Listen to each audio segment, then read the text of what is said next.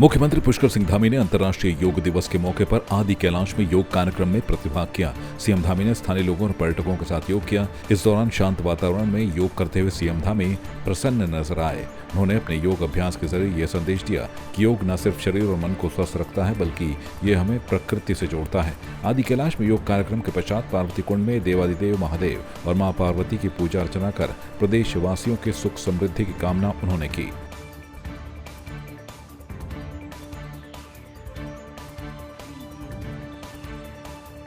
अंतर्राष्ट्रीय योग दिवस के मौके पर जहां आज हर जगह देश विदेश में योग के कार्यक्रम किए जा रहे हैं, वहीं हल्द्वानी के हीरानगर स्थित उत्थान मंच में भी एक बड़ा योग शिविर आयोजित किया गया, जिसमें सैकड़ों लोगों ने योग किया। इस दौरान शहर के कई गणमान्य लोग भी मौजूद रहे। इस दौरान लोगों ने कहा कि योग से कई सारी बीमारियों को दूर किया जा सकता है और हम सभी को रोज सुबह उठकर योग जरूर करना चाहिए।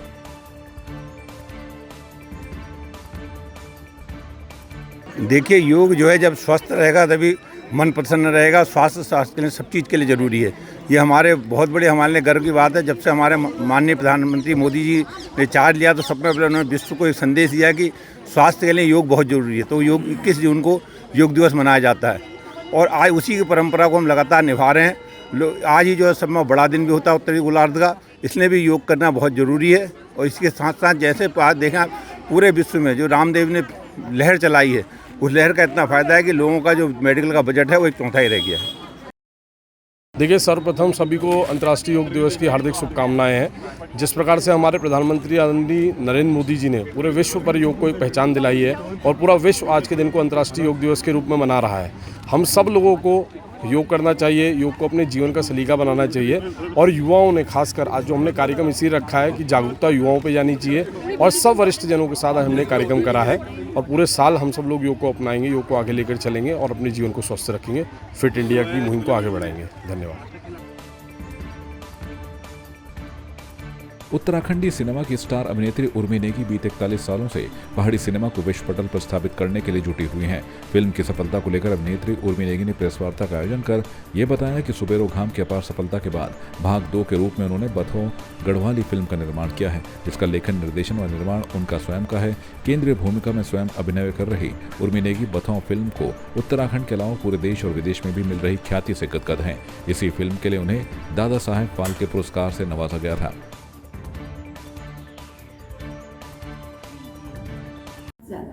बहुत ज़्यादा इतनी ब्यूटीफुल प्लेसेस हैं यहाँ पे कि मैं कल्पना नहीं कर सकती हूँ। स्विट्ज़रलैंड मैंने देखा या बहुत सारी पूरी दुनिया देखी है, लेकिन हमारे उत्तराखंड के लोकेशंस उनसे कोई कम नहीं है। लेकिन सिर्फ एक कमी जो नज़र आती है वो है कि रास्ते वहाँ तक पहुँचना दुष्कर है। नहीं तो हमारे यहाँ पर इतना बढ़िया बहुत सुंदर यहाँ पे बुग्याल, पता नहीं इतनी अच्छी लोकेशन, मुंशियारी बहुत अच्छी है, बहुत सारी जगह बहुत अच्छी हैं, लेकिन वहाँ तक पहुँचना थोड़ा डिफ़िकल्ट है।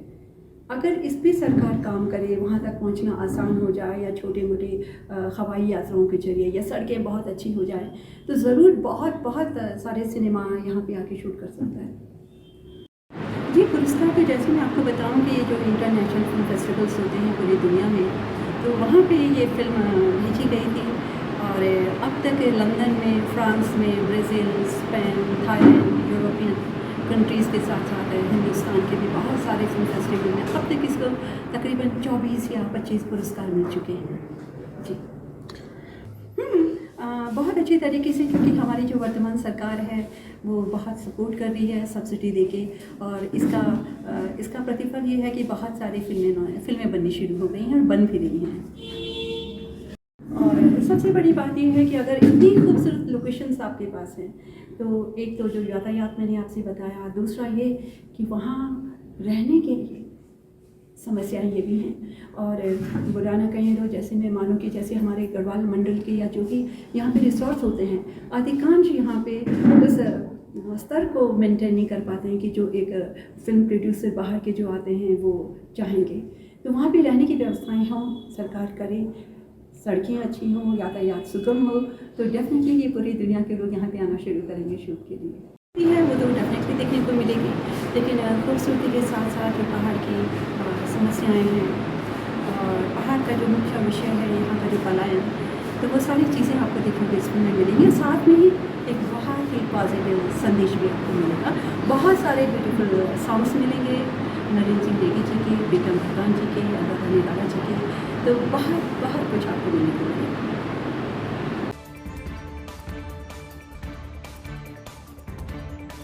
बागेश्वर जिला मुख्यालय में साइकिलिंग एसोसिएशन बागेश्वर की ओर से राज्य स्तरीय साइकिलिंग प्रतियोगिता का आयोजन किया गया। प्रतियोगिता में विभिन्न प्रदेशों के 46 प्रतिभागियों ने भागीदारी की।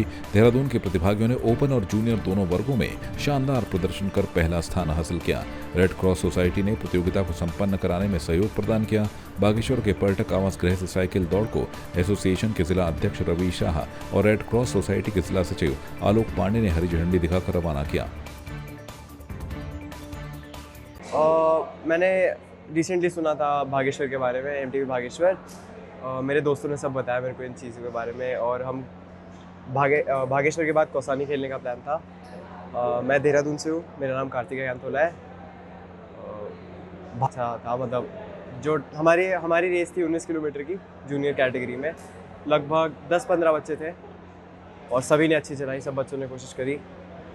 मेरी तो लक की बात थी कि मैं फर्स्ट आ गया, वरना कंपटीशन बहुत था। और यही सुंदर बहुत जगह है बागेश्वर। एक जगह तो मन कर रहा था कि रुक जाऊं और थोड़ा नज़ारा देख लूं। सर, इसका विचार तो काफ़ी लंबे समय से हो रहा था। मैं करीब 1 साल पहले हमने इस रूट की रैकी की थी, और जो यहाँ के बच्चे थे वो भी चाह रहे थे कि हम इस तरह की कोई रेस करें, उसका आयोजन करें, क्योंकि सरकारी तौर पे इस तरह की चीज़ें हो नहीं पा रही थी। शायद बजट का इशू क्या कुछ भी रहा होगा, बट तो हमने अपने ही एसोसिएशन के माध्यम से और अपने बाज़ार के या जो भी हमारे वरिष्ठ व्यापारी हैं, अपने पड़ोसी लोगों के माध्यम से हमने पैसा जमा करके इस तरह से कंट्रीब्यूट करके हमने रेस का आयोजन किया। और इसका मुख्य उद्देश्य हमारा यही था कि यहाँ से इससे पर्यटन को बढ़ावा मिले, और जो हमारे बागेश्वर के जो बच्चे हैं जो चाहते हैं आगे साइकिलिंग को अपना कैरियर बनाना, या इस तरह से जो भी खेल को आगे बढ़ाना चाहते हैं, तो उनको थोड़ा एक मौका मिले, एक स्टेज मिले, और उसी के लिए हम कोशिश कर रहे थे। लास्ट टाइम हमने यहाँ पे अभी 4 बच्चों को नेशनल के लिए प्रतिभाग किया था, तो हम चाहते हैं कि आगे भी इस तरह से प्रतिभाग होते रहे, और वो तभी संभव होगा कि जब यहाँ पे इस तरह की प्रतियोगिताएँ होती रहेंगी। लाल कुआं और आसपास के क्षेत्र में लगातार हो रही अघोषित विद्युत कटौती से परेशान कांग्रेस पार्टी के नेताओं ने विद्युत विभाग और बीजेपी सरकार का पुतला फूंका। इस दौरान मांग की गई कि लगातार हो रही विद्युत कटौती अविलंब बंद हो, क्योंकि विद्युत कटौती की वजह से लोगों को पेयजल की समस्याओं का भयंकर सामना करना पड़ रहा है और क्षेत्र में पड़ रही भीषण गर्मी से भी लोग परेशान हैं। इसलिए यहाँ एकत्र हुए कांग्रेसी नेताओं ने विद्युत विभाग और सरकार का पुतला फूंका। सर, पूरे लाल कुएं में आप देख रहे हो जिस तरह से हर आदमी परेशान हैगा, और लाइट पिछले 36 घंटे से नहीं आ रही हैगी। कुछ इलाकों में आ रही है, कुछ इलाकों में नहीं आ रही हैगी। इससे पूरा शहर परेशान है, हर वर्ग हर परेशान, हर आदमी परेशान है। व्यापारी वर्ग परेशान है, जिससे कच्चा जो सामान रखा हुआ, दूध वाले, डेयरी वाले, कच्चे सामान, होटल वाले, हर कोई परेशान हैगा। भाजपा सरकार से मांगे कुछ ना दे सके, कम से कम ये जो मूलभूत समस्या है, जो जरूरतें हैं इंसान की, लाइट, पानी, बिजली, ये तो दे सके। लाल कुआं में लाइट नहीं है, लाइट होने के बाद फिर पानी नहीं मिल रहा है, कितनी परेशानी, हर आदमी परेशान हाल है। सरकार से मांगे कि कम से लाइट और पानी सुचारू रखे, कुछ दे ना दे सके, कम से कम लाइट और पानी तो समय पे दे दे।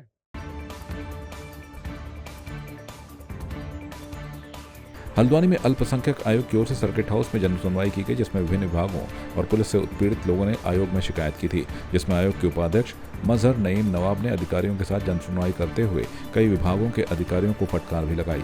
साथ ही आयोग की जन सुनवाई में ना पहुंचने वाले अधिकारियों के खिलाफ विभागीय कार्रवाई के लिए भी लिखा। इस दौरान उपाध्यक्ष मजहर नईम नवाब ने बताया कि उनकी ओर से आयोग में विभिन्न जिलों से फरियादी की ओर से शिकायत की गई, जिनकी एक एक कर जन सुनवाई की।